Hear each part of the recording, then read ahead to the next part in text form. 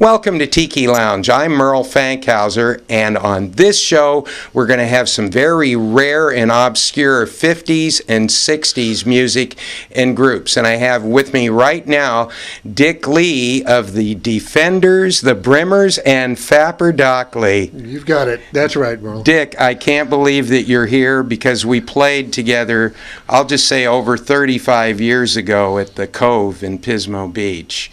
And we haven't seen each other since then. Oh, it's been a treat. It's been great. I know it. I've really enjoyed that time, and especially chatting about these old times and memories and so forth. And I remember you told me about the Defenders and the Brymers before you and I played together. Yeah. And that was a group that was from the Hanford area, right? Correct. Yes, it was. A little town called Lemoore, just a little bit west of Hanford. Right. And you guys ended up having a single out called Sacrifice. Right. And that is now a valued collector's item. Little did I know prior to 9 months ago. You're right. And thanks to you. Maybe. Well, it's really something how these things that you do back there in the past, if you really knew what was going to happen with them in the future, it's a complete surprise.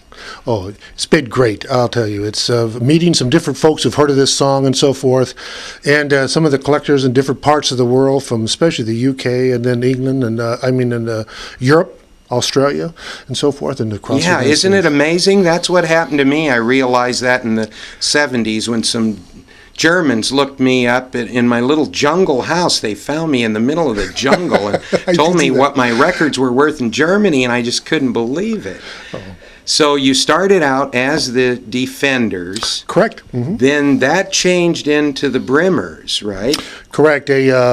We started recording a few songs on our own. Then a record company called Diplomacy, they sort of bought us and they packaged us. Little did we know, as young idiots, about 17 or 18 years ago, or old, and took us down. And as a publicity stunt in Hollywood, in a very exclusive type of salon, Look magazine was there, and so forth, and they filmed it. We had long hair, and they shaved our hair, and they renamed us the Brymers to associate. Shaved your hair? That's sacrilegious.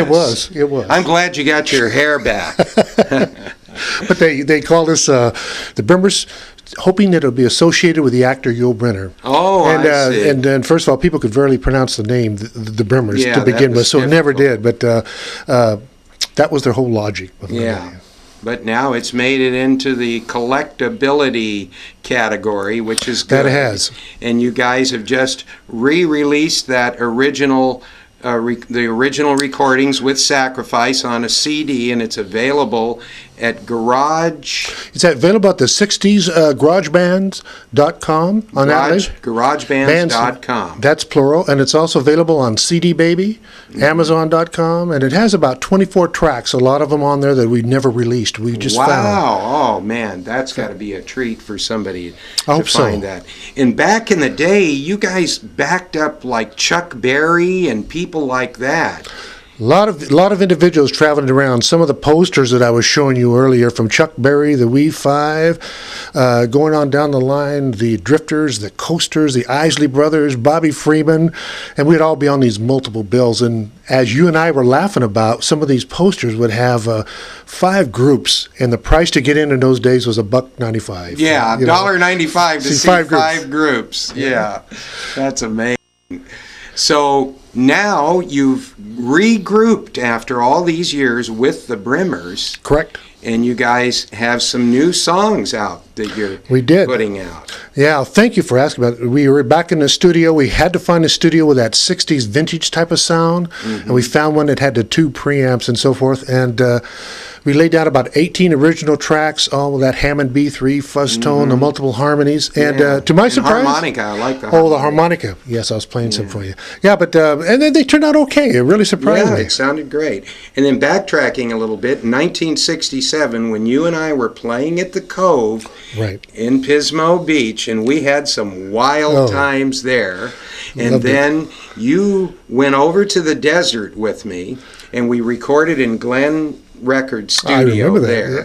Then we were going to go down to Hollywood and record at Gold Star. We had that booked, and I remember you and the bass player spent the night in a hotel in Palmdale, we pulled into the parking lot to rendezvous with you to go down to our photo shoot that we had lined up. And why don't you tell us that famous picture that's on the back of the valuable Fapardokly album, now one of the most valuable albums from the 60s, folks. Oh. What happened there in that motel? I remember you guys put a wig on, a dark wig. You kind of looked like an Indian, and the other guy had a robe on and everything. Oh, it was hilarious. You have it. And you forgot your in the room. Yes. Turned in the key and then went, oh my God, I don't have my wallet. And what happened when you went back to the office to try to get the guy to let you in the room to get your wallet?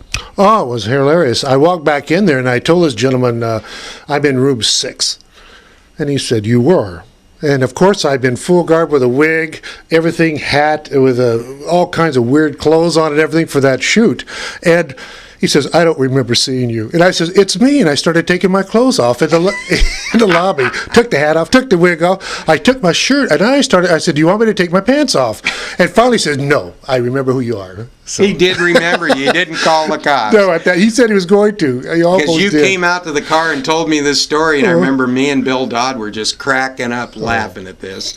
And then we went down to Gold Star, did our recording there, and not too long thereafter, this album Fapardokly came out, and now it's worldwide famous. It's amazing. Oh, it's unbelievable. I've had more people that have contacted me and asked about that album and so forth and so forth. And it was a treat being on it with you. It really was. It was fantastic. Do you want to give your email site out? Oh, sure. If anybody would ever like to have any more little pictures of either the Brymers or anything like that, or any type of mementos and things that we do have, it's just RLEEKGB@comcast.net. Okay. And anything you'd like, because I just love people who have the passions for the 60s music like you do. Okay, and we're going to play a little music here together tonight. I hope so. It'll be fun. Thanks, Dick. Hey, it's been a pleasure. Thank you for having me. All right. Okay.